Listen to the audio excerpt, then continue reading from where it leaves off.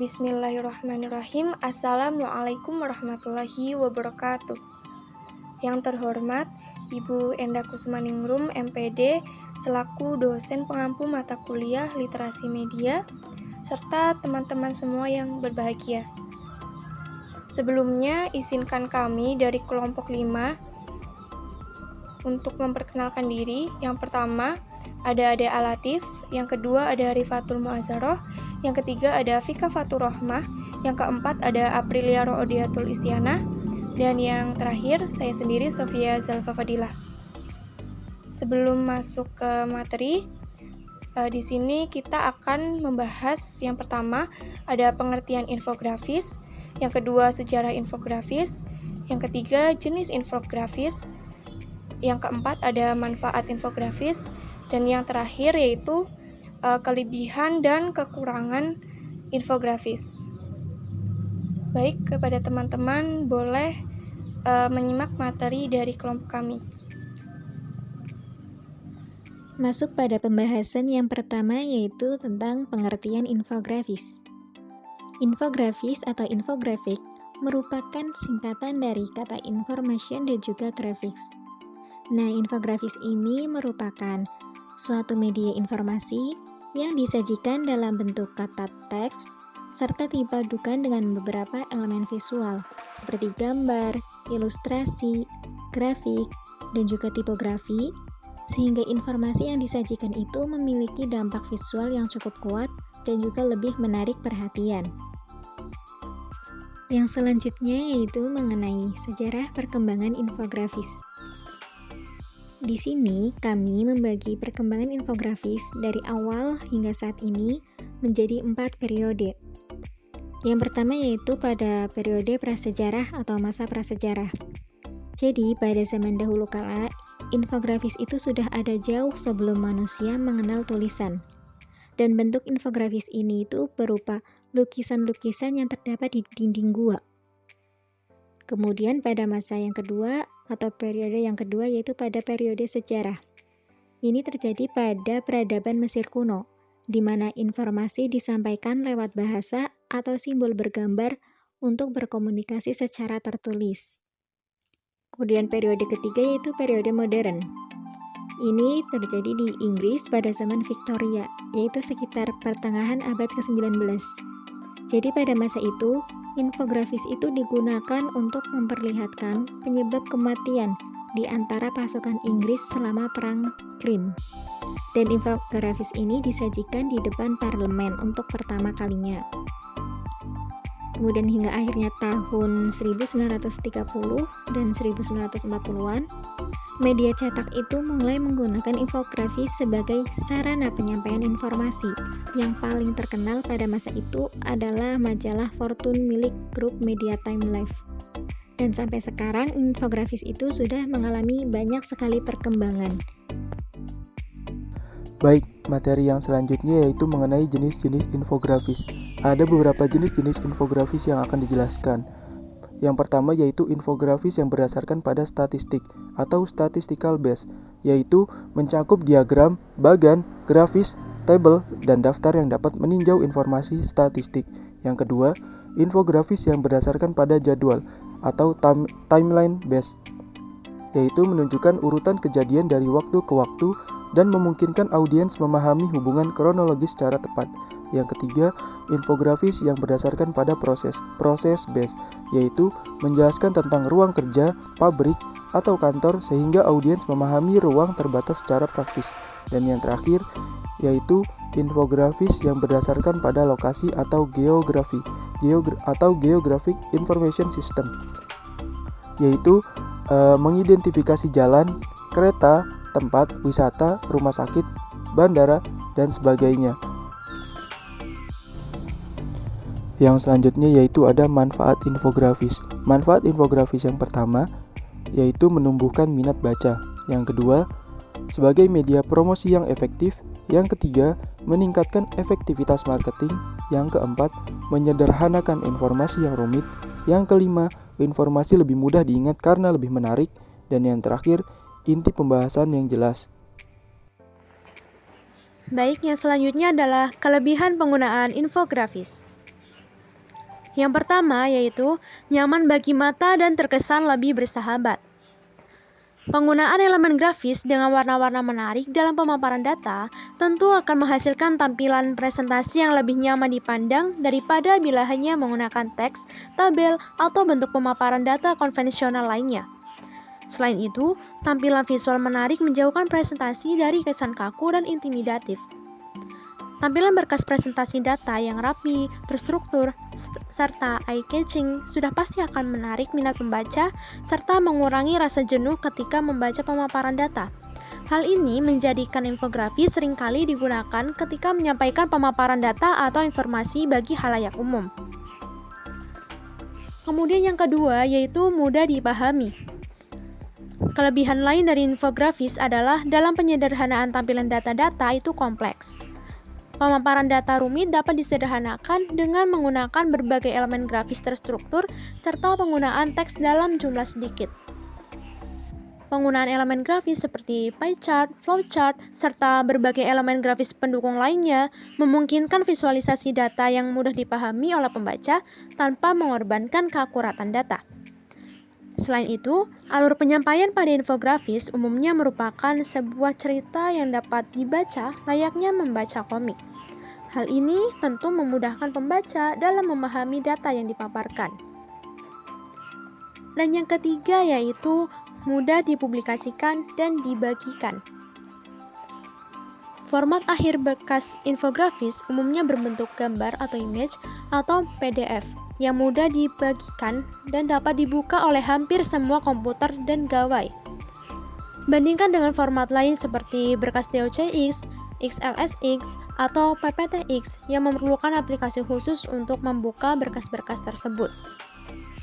Format PDF atau gambar sangat cocok bila ingin menampilkan data secara publik, seperti pada situs web, blog, perusahaan, atau media sosial. Bahkan untuk presentasi internal perusahaan pun, format tersebut sangat mudah untuk digunakan karena tidak memerlukan aplikasi khusus untuk menampilkannya. Ya, kemudian adalah kekurangan penggunaan infografis. Yang pertama, persiapan membutuhkan waktu lama. Untuk menghasilkan infografis yang menarik secara visual serta akurat dalam penyajian data, tidak dapat dilakukan secara sembarangan. Pertama, data yang akan ditampilkan harus dipilih serta disusun secara terstruktur sebelum dapat divisualisasikan. Langkah berikutnya adalah menentukan konsep tema yang cocok untuk presentasi data tersebut, mulai dari penentuan elemen grafis, tata letak, skema warna, sampai alur cerita keseluruhan infografis tersebut. Bila tema tidak terkonsep dengan baik, dapat dipastikan pembaca akan bingung atau bahkan tidak tertarik untuk membaca infografis kita. Kemudian yang kedua yaitu membutuhkan tenaga ahli dalam pengerjaannya. Proses pembuatan infografis yang berkualitas sudah pasti membutuhkan keterlibatan tenaga ahli, sebut saja desainer grafis atau copywriter. Walaupun banyak aplikasi instan pembuat infografis, bila tidak diimbangi kemampuan yang sepadan, infografis kita akan tetap terlihat kurang profesional atau bahkan membingungkan. Keahlian seperti pembuatan elemen grafis, pengaturan tata letak, penggunaan jenis serta ukuran font, rasio ukuran gambar, serta komposisi teks itu sangat diperlukan pada pembuatan infografis karena sebagian besar data akan direpresentasikan dalam bentuk visual. Sedangkan keahlian copywriting diperlukan guna menyusun kata-kata pendukung elemen grafis yang efektif dalam jumlah karakter terbatas. Penggunaan kalimat efisien dan efektif akan membantu pembaca memahami data yang ditampilkan tanpa harus membaca terlalu banyak teks. Demikian selayang pandang mengenai infografis, dan sekarang kita akan belajar mengenai tutorial membuat infografis bersama Mbak Vika.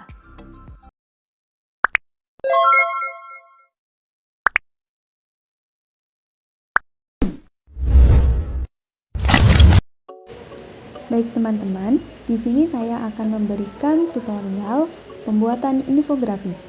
Adapun aplikasi yang saya gunakan yaitu aplikasi Canva.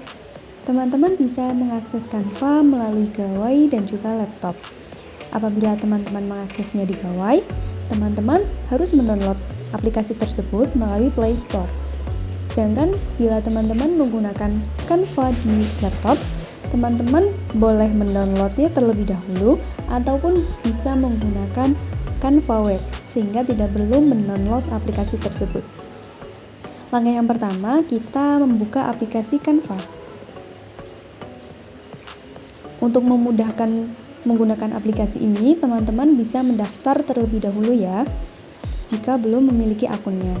Kebetulan di sini saya sudah memiliki akun, jadi saya langsung login ke akun yang saya miliki. Karena di sini saya akan membuat infografis, jadi langsung saja pilih template yang infografis.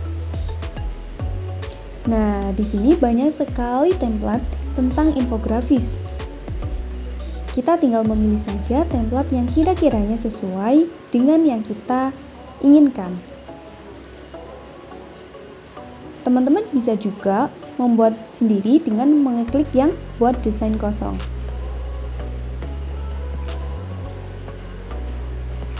Nah, yang selanjutnya, saya di sini sudah memiliki template.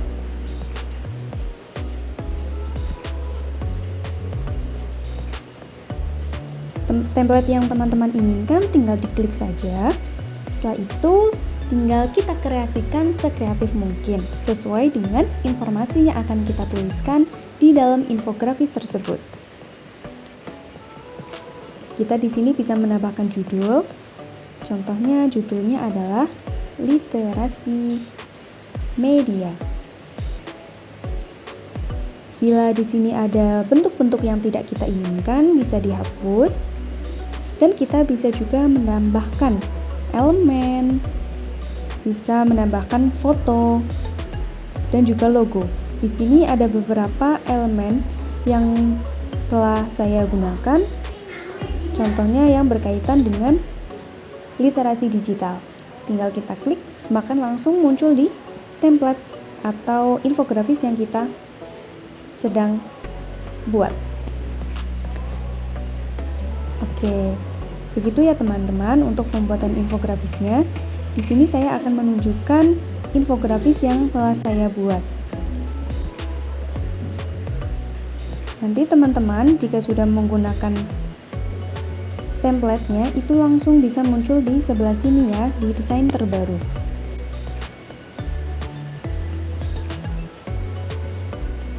Nah, ini adalah infografis yang sudah saya buat berdasarkan template yang tadi, teman-teman. Di sini saya menambahkan ada awan, mega mendung, ada juga gambar anak-anak, ada juga judulnya di sini meningkatkan literasi digital di Nusantara. Saya juga menambahkan peta Indonesia di sini. Dan yang penting dari infografis itu disertai dengan data-data yang real ya. Ini ada data-data yang real. Mungkin seperti ini, jika teman-teman sudah selesai mengedit dan membuat infografisnya, teman-teman tinggal mengklik tombol atau icon panah yang ke bawah ini. Nah, setelah itu tinggal kita simpan. Nanti langsung otomatis akan tersimpan ke dalam handphone kalian. Langsung saja kita lihat di galeri.